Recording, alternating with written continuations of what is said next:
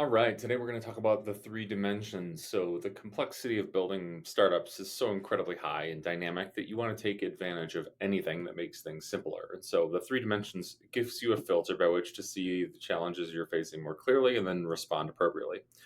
This is a model I use with all my clients. Sometimes I use it explicitly by teaching them, which I'm going to do for you today, but it's always a frame I'm holding to understand where they need to focus their attention. So, let's dive in.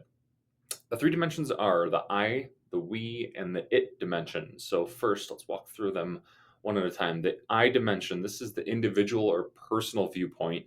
This is seeing the behaviors of each person, their capabilities. It's understanding the beliefs, mindsets, and emotions that drive those behaviors, and then the personal processes that support them. Next, the we dimension. This is the relational interpersonal dimension. So, this sees the relationships and teams, it's the communication methods, the health of that communication, and then it's the culture that connects your people together. The it dimension, this is the structural, impersonal view. It's the systems and the processes, it's your strategy, the results, your impact to your work together.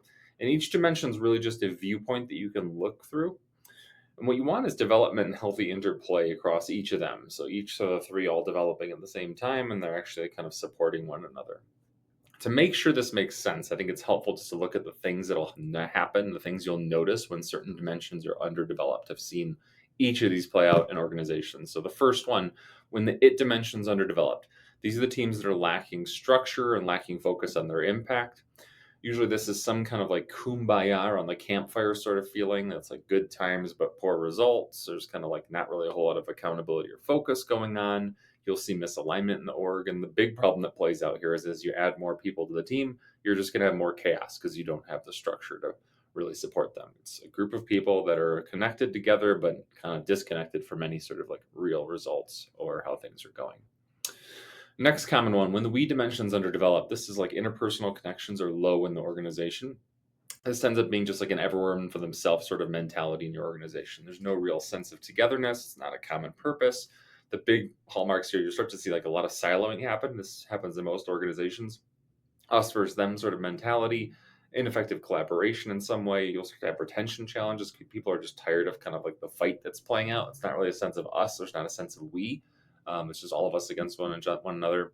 Low trust and candor, and you'll just have like a lot of rework that'll start to play out when you've got low sense of we in your organization. Next up, when the I is underdeveloped, so the individual personal aspect is underdeveloped, there's kind of two things that play out here. The first one's unchecked egos going to work together and kind of going to war together. So you have this egocentric kind of culture that plays out. You'll have a lot of fixed mindsets, like I'm already good enough and I don't need to develop any further. Like I'm not really open to new feedback, new ideas. A lot of unnecessary drama playing out. The other kind of more sinister view on like when the eye isn't developed is like this lonely road to burnout plays out. This is like hustle culture on steroids. You've got a lot of people playing this like deferred life plan that I see of like once this business is successful, then I can live the life that I want. Then I'll take care of myself. But for now, I'm just going to like give it all to the name of the mission. And you're just going to see burnout here. People can't sustain. People are going to stall out. You're going to see like kind of your key leaders like really having a hard time performing and being able to sustain through all this if the I is not developing. One other common one I see is both the I and the we being underdeveloped at the same time. This is like capitalism has gone wrong. We're starting to see people as just like the modern factory. So it's an extreme focus on just like production and results. People are just cogs in the machine or resources that are being exploited basically.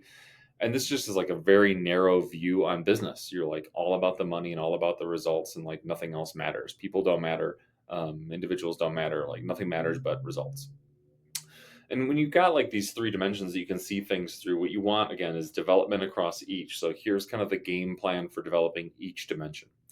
First, the I dimension. So here you want to like know your strengths and weaknesses and then be able to adapt accordingly. This is just like self-awareness is the core piece of I dimension. Alongside that, you need to help other people on the team know there's two, so that's important. I'll touch on that in a second a little more.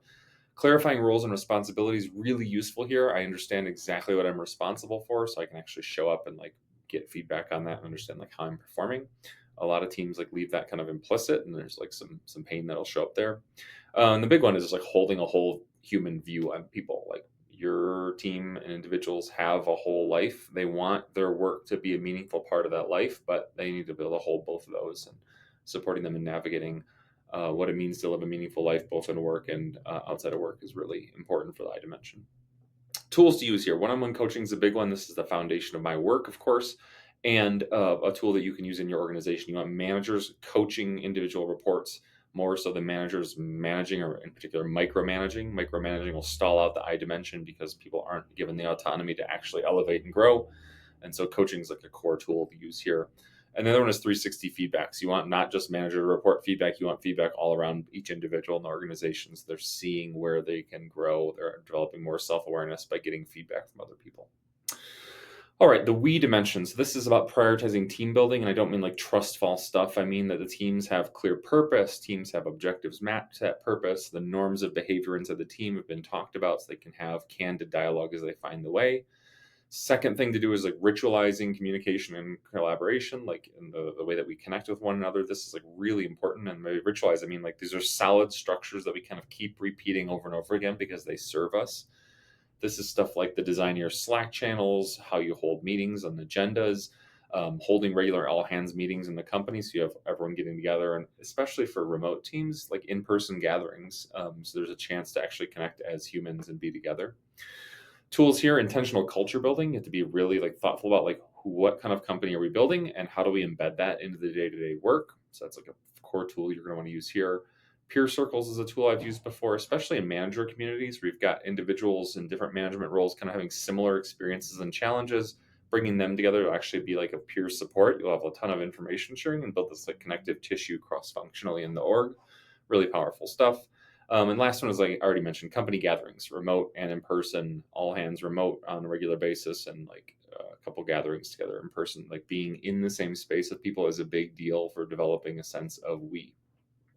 The we dimension in particular is really important because of what it takes to build a high performing team. So, like years ago, Google commissioned a number of researchers to understand what created the highest performing teams.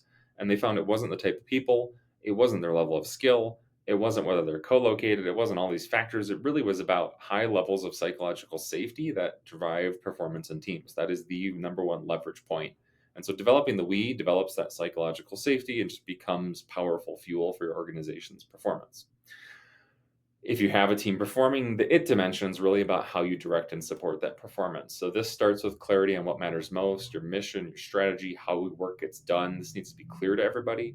You want to pair that with metrics that keep you aligned and honest. You're actually tracking and tending to the results. And the big piece that most teams miss is like you want to be continually iterating around these core methods. Like you need to be paying attention to them so they adapt as you learn and you grow. What worked yesterday isn't going to necessarily work today, and a lot of teams are a little too late in noticing that. Two tools to use here. First one is having like a defined company internal operating system. This is like how do you identify the most important work to be done? How do you clear out obstacles when and if they surface? How do you plan together and move forward?